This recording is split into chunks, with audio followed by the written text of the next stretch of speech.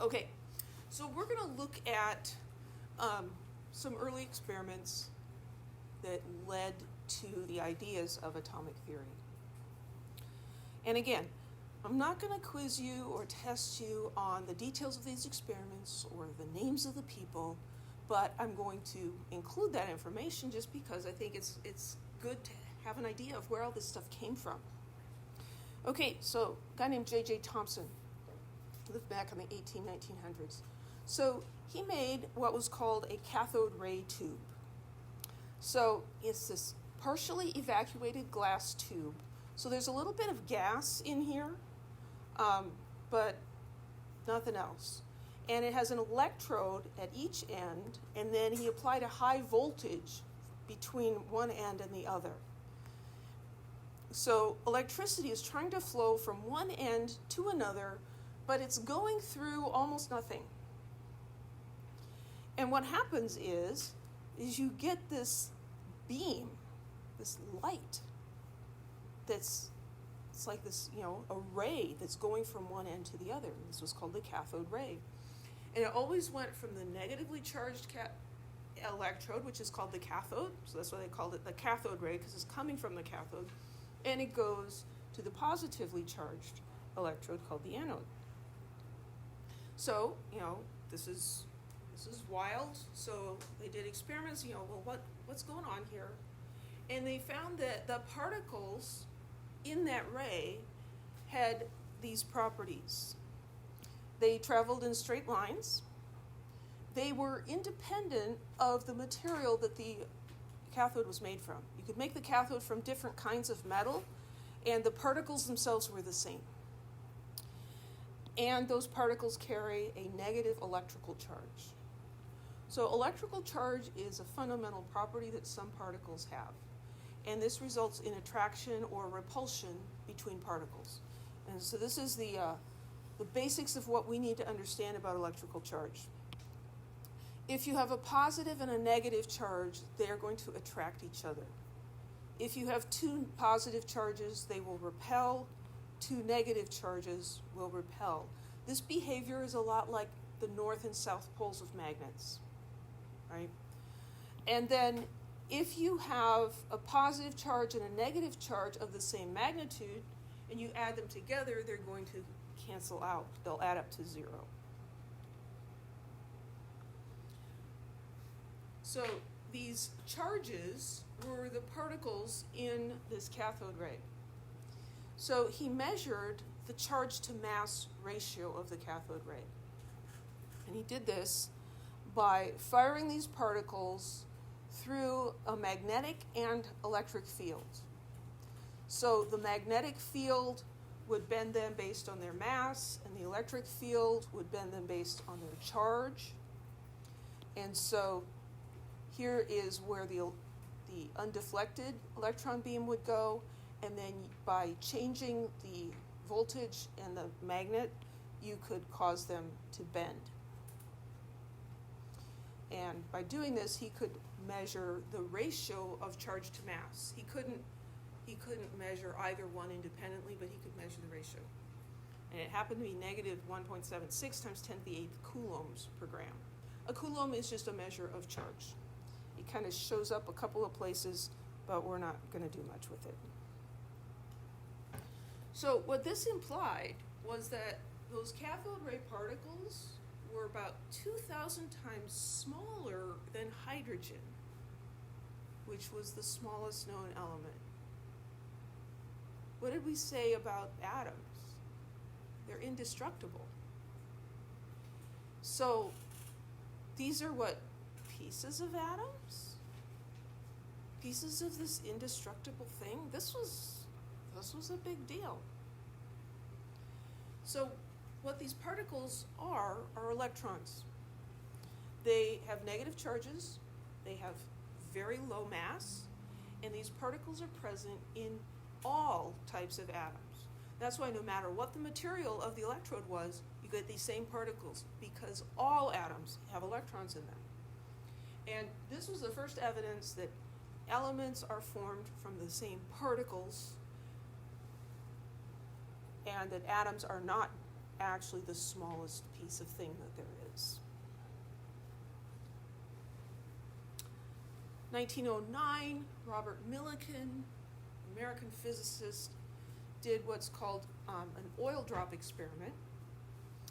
And this enabled him to figure out the charge on a single electron. I'll describe this briefly, and then I'll let the video describe it briefly, and hopefully between the two of those, you'll get the big idea of what was going on here. So here he's got an atomizer and some oil, and so this is just like, you know, those fancy spray things with perfume. It causes a very fine mist of the liquid to come out. So we're spraying this fine mist of oil droplets into this container. And of course, they're going to fall, like all things do in gravity. They're going to fall down. So here we have a positively charged plate, and there's a little hole in the middle. So these particles are falling down, and some of them are going to go through the hole, most of them not. So it's just going to be an oily mess after a while. But some of these particles will go through the hole. The ones that fall through the hole are going to get hit by ionizing radiation, which is going to cause them to have a charge. And we've got a light source and a viewing microscope, because these little oil particles are large enough that they can be seen with a microscope. So these particles now have a negative charge, and so we've got a positively charged plate here, a negatively charged plate down here. If we adjust the charges on that plate, these negative particles are attracted to the positive charge and repelled by the negative charge, and we can get them balanced just right, and so we can suspend these particles in midair. And then he was able to make measurements, and I'll let the video describe that part. In a series of experiments carried out between 1908 and 1917, R.A. Millikan succeeded in measuring the charge of the electron with great precision. In his experiment, a fine mist of oil was sprayed into the upper chamber with an atomizer. Some of the tiny oil droplets fell through the hole in the upper floor, and Millikan was able to determine the mass of an oil drop from its terminal velocity. Next, Millikan used an X-ray source to ionize gas molecules in the chamber. Electrons from this ionization process adhere to the oil droplets. The oil droplets now carry a negative charge.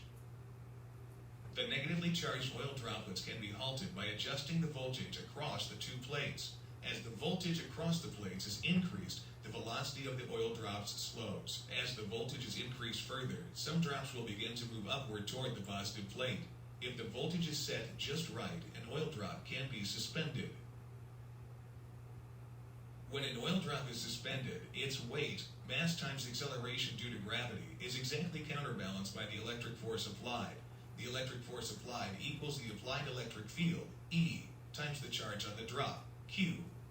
Since the mass of the oil drop, the acceleration due to gravity, and the applied electric field are known, Millikan could solve for Q, which is the charge on the drop.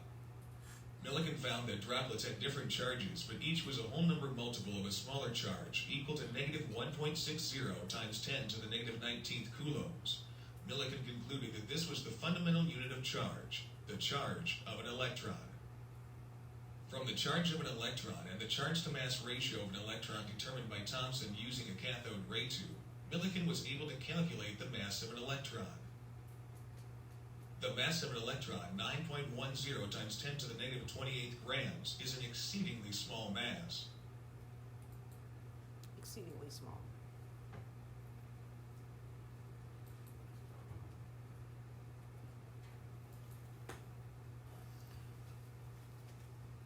You don't have to do any of those calculations. Okay. With the